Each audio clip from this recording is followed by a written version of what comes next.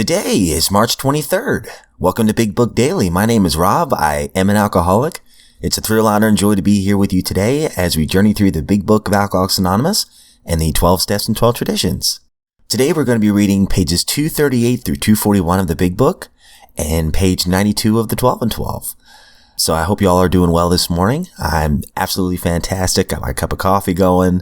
Hey, I woke up this morning. Life is good. So let's go ahead and get to the good stuff.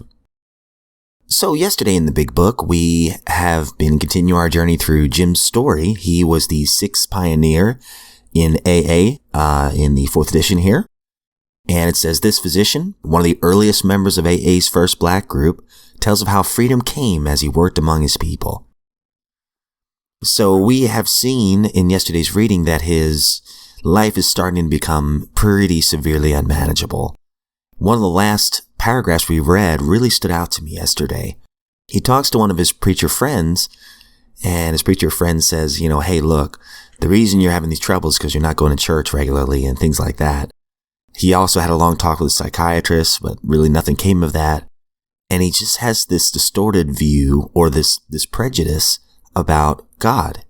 He says, the thought came to me, if God, as my mother said, was a vengeful God, he couldn't be a loving God. I wasn't able to comprehend it. I rebelled, and from that time on, I don't think I attended church more than a dozen times.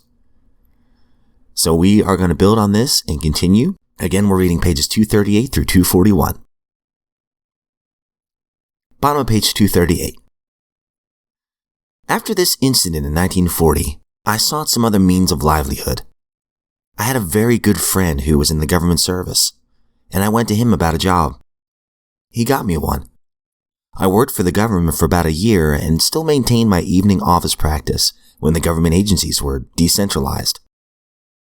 Then I went south because they told me that the particular country that I was going to in North Carolina was a dry county. I thought that this would be a big help to me. I would meet some new faces and be in a dry county. But I found that after I got to North Carolina, it wasn't any different. The state was different, but I wasn't. Nevertheless, I stayed sober there for about 6 months because I knew that Vi was to come later and bring the children. We had 2 girls and a boy at that time. Something happened.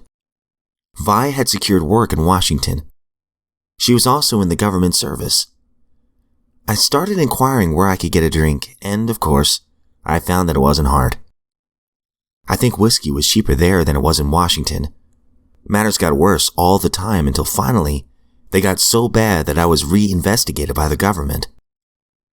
Being an alcoholic, slick, and having some good sense left, I survived the investigation. Then I had my first bad stomach hemorrhage. I was out of work for about 4 days. I got into a lot of financial difficulties too.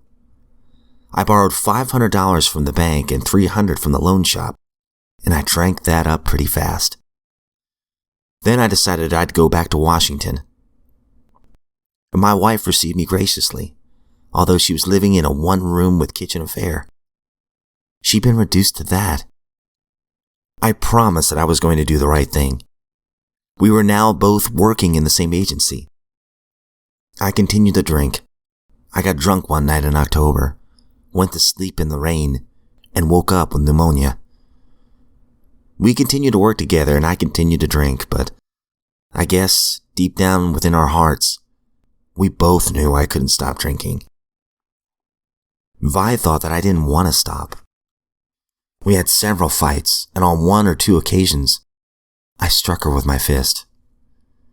She decided that she didn't want any more of that, so she went to court and talked it over with the judge. They cooked up a plan whereby she didn't have to be molested by me if she didn't want to be. I went back to my mother's for a few days until things cooled off, because the district attorney had put a summons for me to come and see him in his office. A policeman came to the door and asked for James S., but there wasn't any James S. there. He came back several times. Within 10 days, I got locked up for being drunk, and the same policeman was in the station house as I was being booked.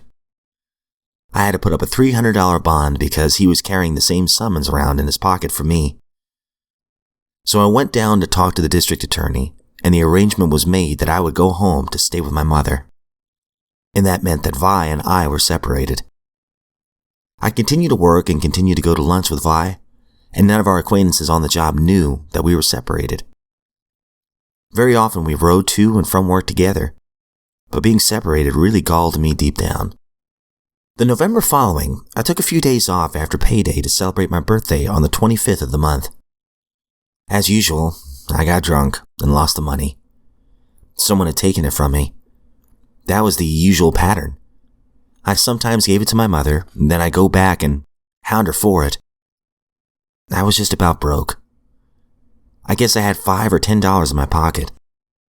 Anyhow, on the 24th, after drinking all day on the 23rd, I must have decided that I wanted to see my wife and have some kind of reconciliation, or at least talk with her.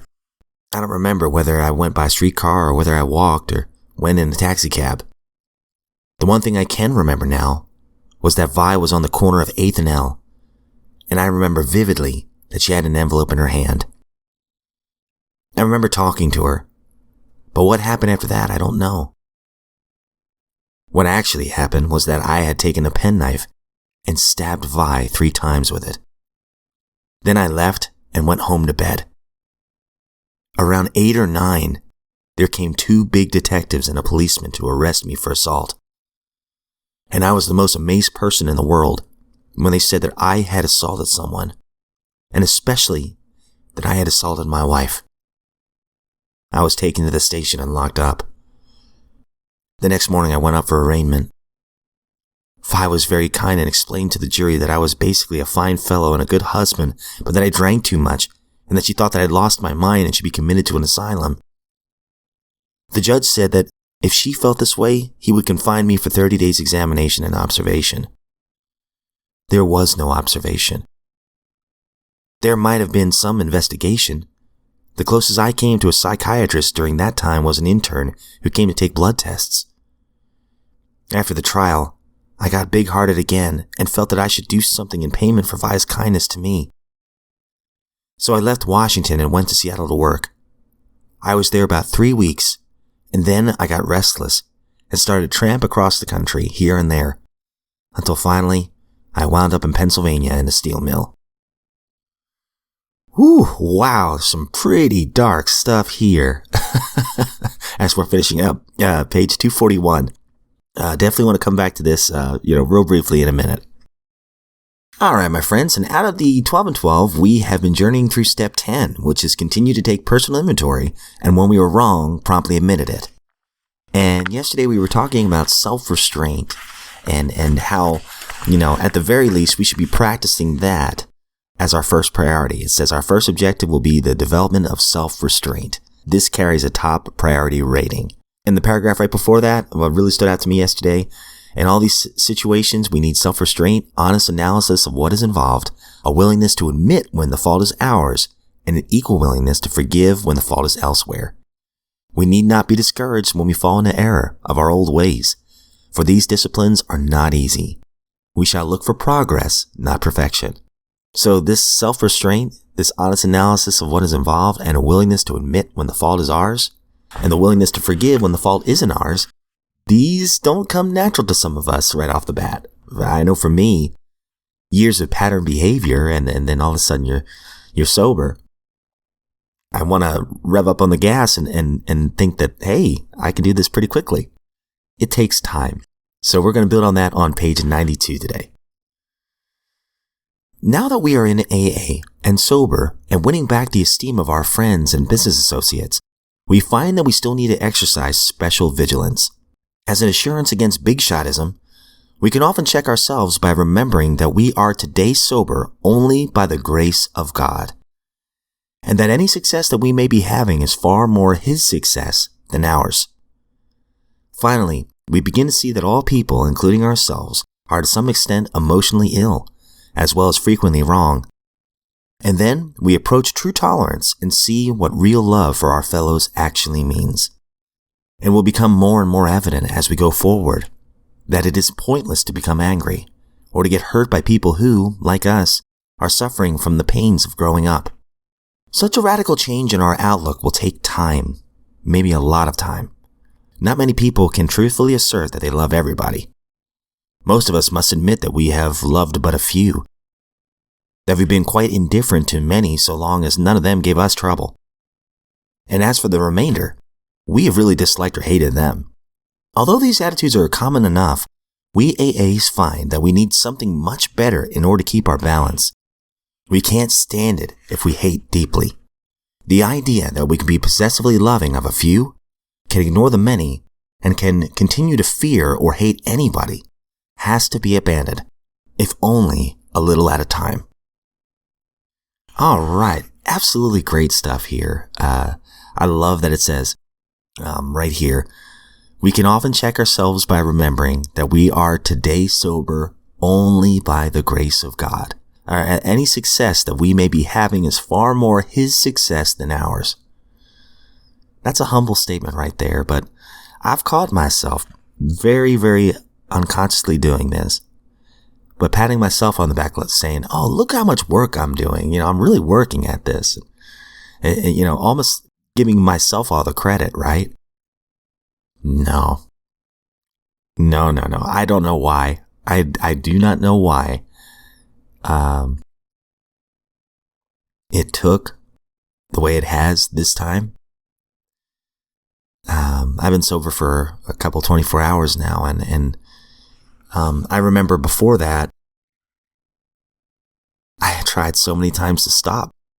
And my own willingness and stuff, I'm trying all these different little strategies, just like all the millions that have been mentioned in the big book that people tried to manage it or stop.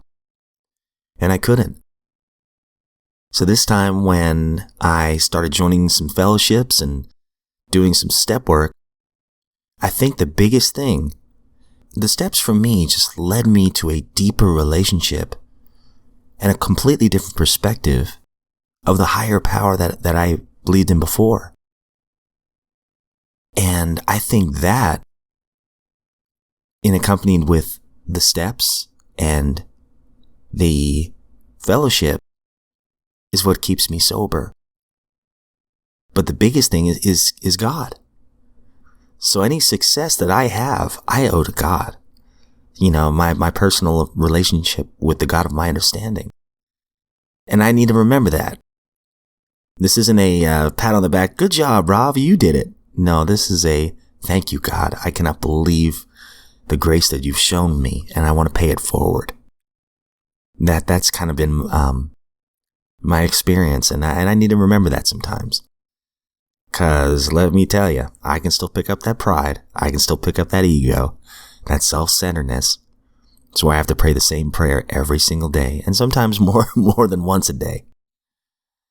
And then going back to Jim's story, oh my goodness, I forgot how violent this one gets and how dark this one gets and how destructive alcohol can be for families. When he is assaulting his wife and literally stabbed her in a blackout, and she somehow defends him and just says, he has an alcohol problem. Wow. I'm at a loss for words, but all I can say is, look how dark this malady can be. I know, well, let me just say, it's scary. It is very scary. And these are the people that are kind of the rare cases. I mean, I don't know the stats. I've always heard from Joe and Charlie that, the people who are sober, about 3% of, the potential alcoholics out there. Could you imagine what kind of chaos and, these kinds of things are probably happening every day for people all around the world, all thanks to drugs and alcohol. Violence and, the destructive path that it takes. It's really heartbreaking. But people are miracles too. And there are miracles out there. Every time I go to a fellowship, I see the miracles around me. And again, I wonder why me and not somebody else that's out there. I don't know. But I am so grateful today just to be sober. I'm so grateful that I don't have to worry about that today. Worrying about what I did during a blackout, or worrying where my car is, or what I might have said or done. I give all glory to the God of my understanding. And that's why I want to do this podcast at 3 a.m. So I just want you all to know that I'm grateful for you. Grateful that you all have joined me in this Lifeboat of Recovery. As I always say, I am not a speaker on behalf of AA, NA, Al-Anon, any other sect, denomination, organization, nothing like that. I am just a guy, a grateful man in recovery, and I'm grateful you joined me in this Lifeboat of Recovery. I hope you all have a great day today, and I really look forward to seeing you back here tomorrow.